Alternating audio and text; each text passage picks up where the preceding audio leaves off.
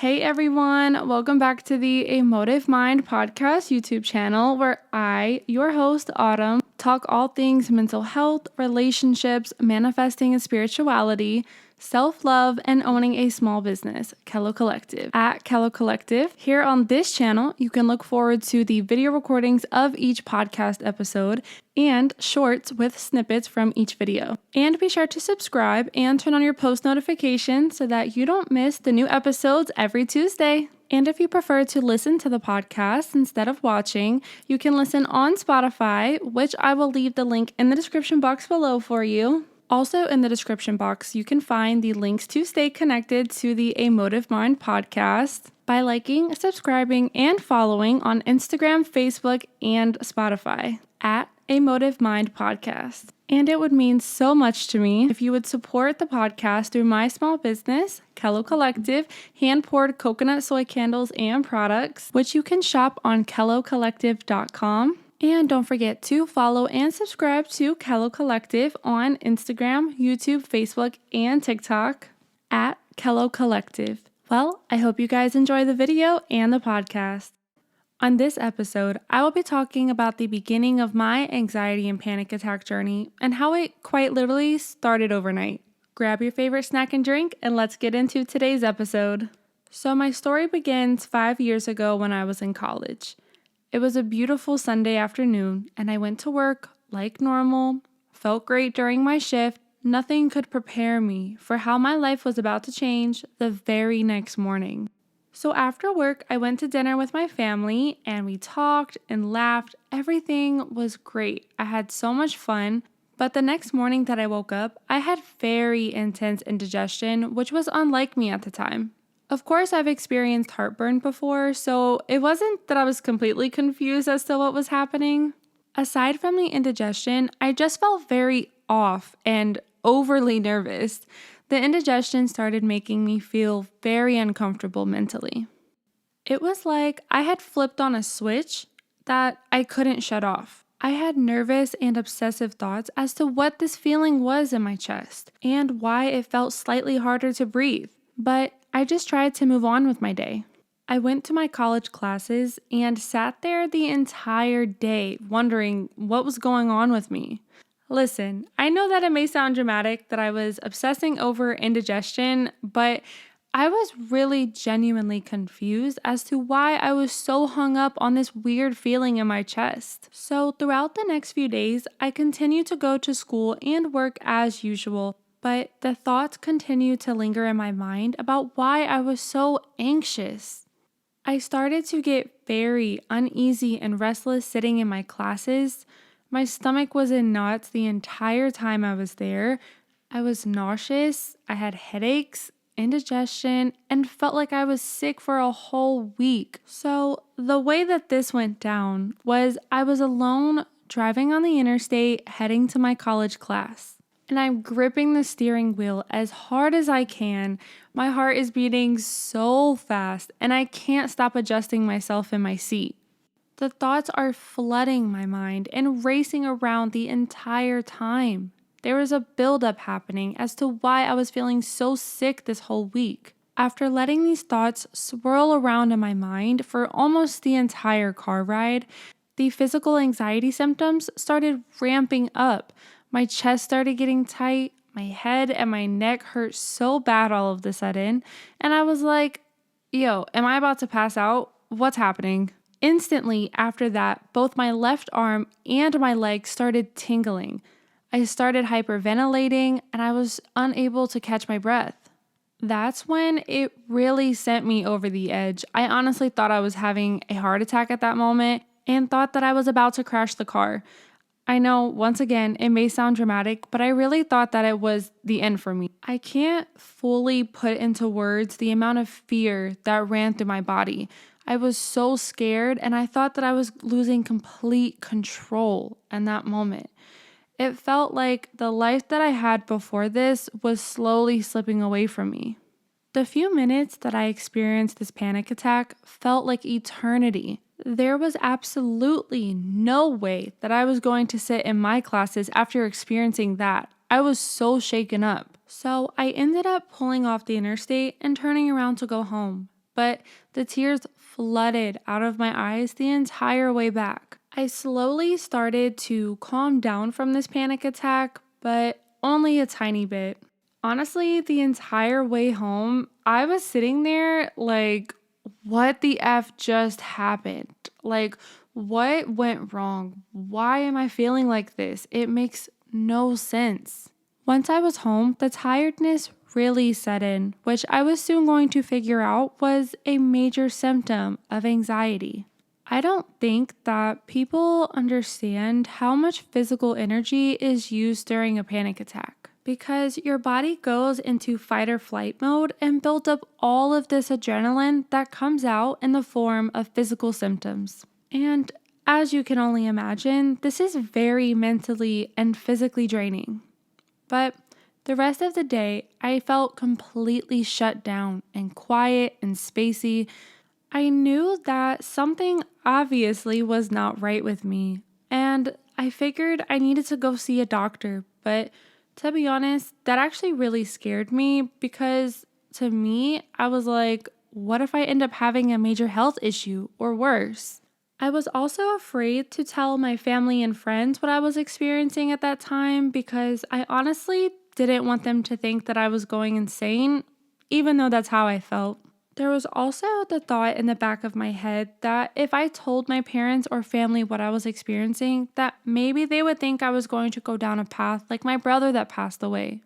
And I will share more about him and his story in the future episodes, but regardless, I'm the type of person that when a problem shows up, I feel the need to immediately try and fix it. Whether it's for me or someone else that I know, I feel the need to find a solution as soon as possible.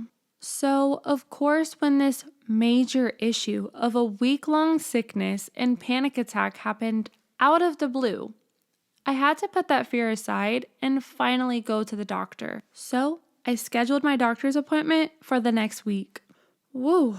Well, I know you've been listening to me talk for the past few minutes, so this is your reminder to readjust yourself in your bed, go refill your drink, or wipe off those chip crumbs. And while you do that, I'm going to take a second to light my Kello Collective sugared vanilla candle. This is a hand-poured coconut soy candle that I create with my small business, Kello Collective, and you can shop on kellocollective.com. This candle smells just like sweet vanilla cakes and cookies with notes of raspberry, bergamot, and musk. Okay, that was definitely much needed. Now let's get into the second half of this episode. So I went to the doctor's the next week and did a full checkup, blood work, and everything. And by the end of the appointment, the doctor just looks at me and was like, "You're completely healthy. There is nothing wrong." And I'm like, okay, so if I'm completely healthy, then what is going on with me? And then he hands me a list of therapists. And he told me that what I was experiencing was just anxiety. That moment is when I realized that I was dealing with something way bigger than I had imagined. I felt like I was going to be living in a never-ending cycle of symptoms and panic attacks because if a doctor couldn't help me, then who could? So after that, I walked out of the doctor's office and went and sat in my car for a few minutes to collect my thoughts. On one hand, I was of course relieved to not have any significant health issues or health issues at all, but on the other hand, I was frustrated because I just wanted to get rid of these feelings. You know, you kind of would rather hear that you have a stomach bug or something like that you can just take some medicine for, get some rest, drink some water, and be good as new. And as we know, that's the complete opposite of how we can heal from anxiety. But I don't think that people realize how much your anxiety and mental health are connected to your body. The physical symptoms come out from internal traumas and sadness that you have deep within you that you may or may not even know about, which was most definitely the case for me. So over the course of the next few months, I found a therapist and attended a few sessions, but to be honest, I didn't really feel like it was doing anything. I felt more anxious driving to and sitting in the appointments, which seemed like the complete opposite of what should be happening. I now realize that I was more anxious in the appointments because I was confronting the internal traumas and triggers of my anxiety that made me uncomfortable. I was also guilty of telling myself that a potential source of trauma wasn't a big deal. I just brushed it off and was like, how could this be causing me anxiety? It could be something as simple as how you were talked to as a child that may trigger something in your inner child of your subconscious mind that's living in the past. So now you're in fight or flight mode because someone said something in a certain tone or phrased something in a certain way that takes you back unknowingly to the child version of yourself. And that's how you're viewing this moment from your inner child. It's almost having to retrain your brain now to handle certain situations from an adult healed perspective, healing your inner child and the internal wounds from the past. And we'll get into that later on in the podcast. But after attending a few therapy sessions, I realized that I didn't feel connected to the therapist. And I decided to stop therapy and step away to try and get rid of these feelings on my own. Instead of looking for a new therapist, I spent the rest of the year experiencing my anxiety and panic attacks grow stronger and more intense. I just told myself that this is my new life and I just have to get used to feeling this way all the time, feeling sick, feeling like I'm in a cloud mentally, which I figured out was depersonalization, a symptom of anxiety. This symptom affected me the most frequently because you're conscious and alert, but you feel like you're in a dream. You know that feeling in a dream where you're almost watching the whole dream play out in front of you and it feels like you have no control over what's happening. You could be driving down the road and you feel like you don't have control over the steering wheel. It's like your body is on autopilot doing the motions for you. You feel like you're in a bubble, watching the scene play out in front of you. And once again, you consciously are aware that you're driving and it's not a dream, but it feels like if you let the wheel go, the car would keep driving. Of course, I wouldn't actually let go of the wheel, but that's what your mind tells you is happening. Have you experienced this feeling? Now, aside from this major symptom and other book of symptoms that I was experiencing, I started noticing how this anxiety and mental state I was in affected my relationships. I was more distant, I stayed home a lot more, I didn't want to go anywhere or do anything that triggered my anxiety. I didn't want the symptoms to get worse or make them happen. I felt so drained from the college courses I was in, even though I ended up switching to online classes because of my anxiety. But working in person became so overwhelming as well because I felt like I had to put up a facade to everyone. I felt as if I needed to continue on the outside to look like I was happy and thriving, but inside, I had so much fear that people would be able to see if I was anxious in that moment or scared. If they heard about the anxiety I was experiencing, they would think I was crazy. And at this time in my life, I was always put together. Hair done, nails done, I put makeup on daily. I was always dressed up. From the outside, genuinely, no one could tell how I was feeling internally or how I just had a full-blown panic attack in the car before I walked into work. They didn't know that while they're talking to me, I'm squeezing my hands or touching my hair to try and calm myself down because I felt like I'm in a dream. I would cut conversations short because I could not focus on what was being said to me. I was so anxious and in a bubble mentally that I wanted to do nothing but run away from this conversation before they could see how fidgety I was. It was like if someone could see how detached I was in this conversation and the physical discomfort that I was showing, I would be afraid that they would ask me about it and bring attention to what I was feeling in that moment. This terrified me because I felt embarrassed looking so incredibly anxious. I felt like I would be exposed and vulnerable if I opened up and said, "Hey, I'm feeling overwhelmed and overstimulated in this moment and need to walk away." And this feeling was even worse at work because how can you say that you're anxious and need to walk away to a customer and actually walk away? You can't. especially in a sales job where your job is literally pitching a product and meeting your sales goals. There isn't a way to stop the conversation and leave. So it made me feel trapped and like that moment was never ending, which ended up making me feel even more anxious and panicky. Eventually, it didn't matter who I was talking to and how comfortable I felt around them. It would send me into the clouded, dreamlike feeling that at the time I didn't know was a symptom of bad anxiety. It was most likely that my brain was now training itself to be on high alert all of the time. And because I felt that way so frequently, my brain thought that it had to keep me in that state of mind. You see, anxiety is there to protect you, and even though it doesn't feel like that, it's protecting you from emotional and physical harm.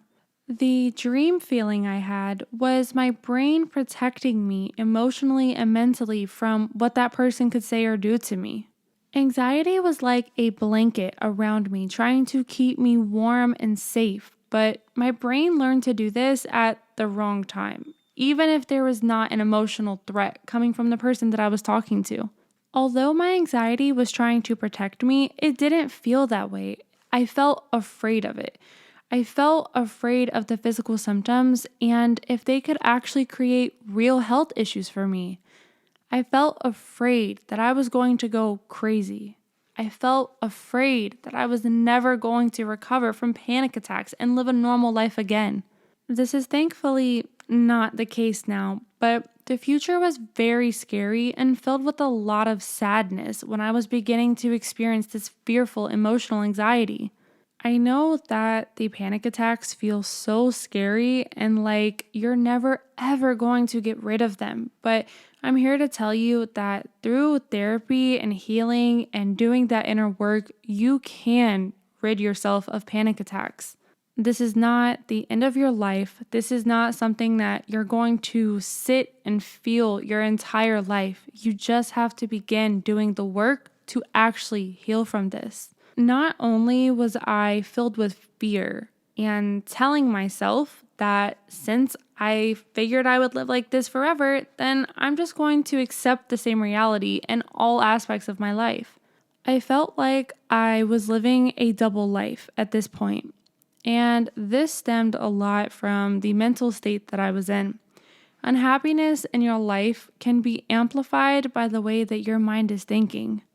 And the actions that you're taking at that time, I believe really do reflect where you are mentally. You act out of a unstable mind that lies to you. Anxiety lies to you.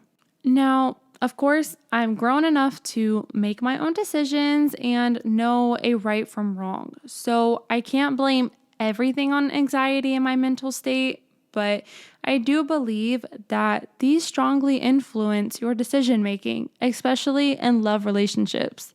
The chaos that you feel in your mind and the urge to save yourself mentally can both attract this person in your life and make you want to save everyone that you see feels the same way that you do. However, I feel like what seems to happen is that you end up putting their needs over yours because now you can feel the severity of these symptoms and the feelings, and you don't want them to feel like that. So you start going above and beyond to make this other person happy while you're sacrificing yourself and you're drowning mentally. Now, I'm talking from experience because I've done this multiple times with different people because I couldn't make sense of my own emotional needs at that time, and I just wanted to help others and see them thriving and happy. But I honestly put them before myself at this time, and as you can imagine, that is not a good way at all to do things, nor is that healthy for that relationship. Have you found yourself in this type of situation before or are currently in it where you're putting the other person's needs before yours to save them? Or is the relationship that you're in reflecting how you feel on the inside? If so, then stay tuned next Tuesday where I'll share more about how I fell into a situationship that mixed the intensity and chaos of my anxious mind while also providing me true happiness and love that I was missing in myself, but found in this person instead. I will also share some insight and advice for you going through the same situation because it can be very confusing and difficult to go through, especially when there's real love involved. Hey, I'm so glad that you made it to the end of this episode, and I hope you enjoyed. Make sure to comment down below your favorite part of this episode, or maybe share something about your own journey. And make sure to check out the previous episodes of the A Motive Mind podcast that you may have missed.